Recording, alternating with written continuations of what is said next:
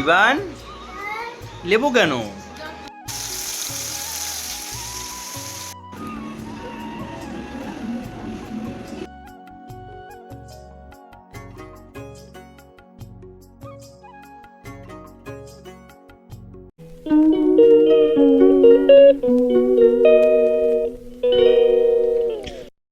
Hello everyone, good morning, welcome back to my channel. কেমন আছো তোমরা? আশা করছি ভালো আছো, সুস্থ আছো।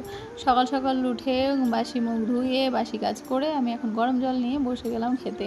তো সকালে খালি পেটে গরম জল ছাড়া আমার তো একদমই হয় না।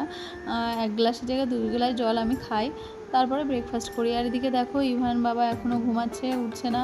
আজকাল খুব বেলা করে ঘুম থেকে ওঠে, অ্যাকচুয়ালি এখন স্কুলটা ছুটি আছে এর জন্যই। আর সেই জন্য ভাবলাম যে থাক তাহলে, একটু ঘুমাচ্ছে ঘুমাক। দেন বাইরের ওয়েদারটা খুব একটা বেশি ভালো না, হালকা একটু রোদ বেরিয়েছে। তারপরে আমি জামা কাপড়গুলো একটু মেলে দিলাম, কারণ কয়েকদিন ধরে প্রচণ্ড বৃষ্টি হচ্ছে, কি আর করব।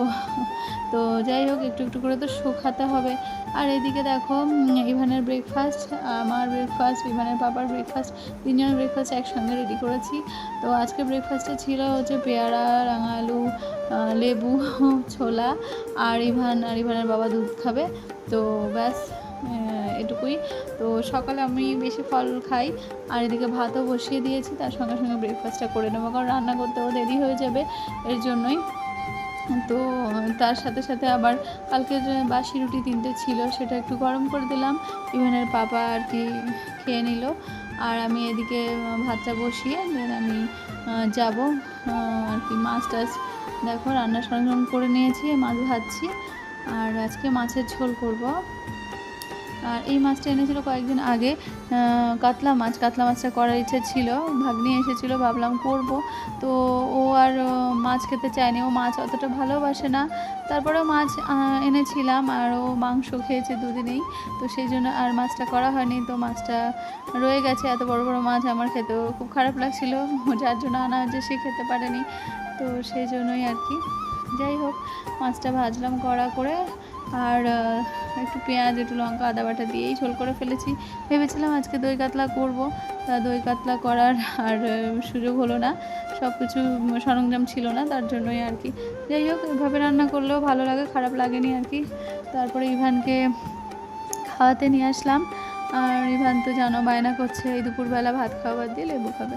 তো আমি বললাম যে পাপা লেবুটা রাখো, খাও, খাচ্ছে না। তো আগে মাছ খাবে, ও সব সময় এরকম করে, আগে মাছ খাবে তারপরে মানে ভাত খাবে এরকম।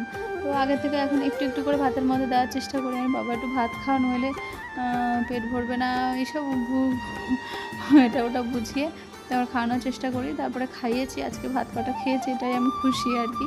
তারপরে গেলাম স্নান করতে, তারপরে এসে একটু সানস্ক্রিন মেখে নিলাম। আর এটুকুই, মাগে সানস্ক্রিন মাখি, টিপ সিঁদুর এই আর কি। যাই হোক, তারপরে দুপুরবেলা খাওয়া দাওয়া তো আগে করেছে, তারপর দেখো কালার করতে বসছে। এটা হচ্ছে ওর স্যার হোমওয়ার্ক দিয়েছে, তো সেটাই করছে আর কি। তারপরে সন্ধ্যাবেলা আমি ওকে নিয়ে ড্রয়িং ক্লাসে নিয়ে যাচ্ছি। তো আজকে তো ড্রয়িং ক্লাস আছে, সেই জন্যই আর কি। তো আমরা দুজনেই গেছি, আর যেটুকু সময় আর কি ফাঁকা থাকে সেইটুকু সময় আমরা একটু বাজার টাজার করে নিই আর কি। তারপরে আমরা আসলাম আর কি চা খেতে, ইভানকে দিয়ে এসেছি, দিয়ে আসার পর এসেছি একটু চা খেতে, বাড়িতে আর চা করিনি।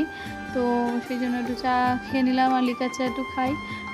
আর তারপরে গেলাম হচ্ছে একটু কাঁচরাপাড়াতে, একটু রাধা কৃষ্ণর ছবি কিনবো, তাই তো আসলাম। ছবি অনেকগুলো দোকান ঘুরলাম, তেমন একটা পছন্দ হচ্ছিল না। এইখানে এই ছবিটা পছন্দ হয়েছে, দেন ওই ছবিটাই কিনে নিয়েছি। তারপরে ওকে আবার নিতে গেছিলাম টিচারের বাড়িতে। তো ওখান থেকে ফেরার পরে ও বললো মা আমি পিৎজা খাবো। তো আমি বললাম ঠিক আছে চলো, আজকে একটা জায়গা নিয়ে যাই, ওখানে পিৎজা খুব ভালো বানায়, সেখান থেকে তোমাকে পিৎজা খাইয়ে তারপরে একবারে বাড়িতে ঢুকবো। তো দেন এই তো আমরা পিৎজা অর্ডার করে বসে আছি। তার সঙ্গে সঙ্গে ইভানের পাপা বললো যে ঠিক আছে তাহলে চলো ডিনারটা সেরেই তারপরে বাড়ি যাই, দেরি করছে যেখানে। তারপরে আমরা আমাদের মেন কোর্স যেটা অর্ডার করেছি, পিৎজাও থাক, তারপরে আমরা আমাদের খাবারটাও অর্ডার করেছি, সেটা হচ্ছে লাচ্ছা পরোটা আর পনির বাটার মশলা।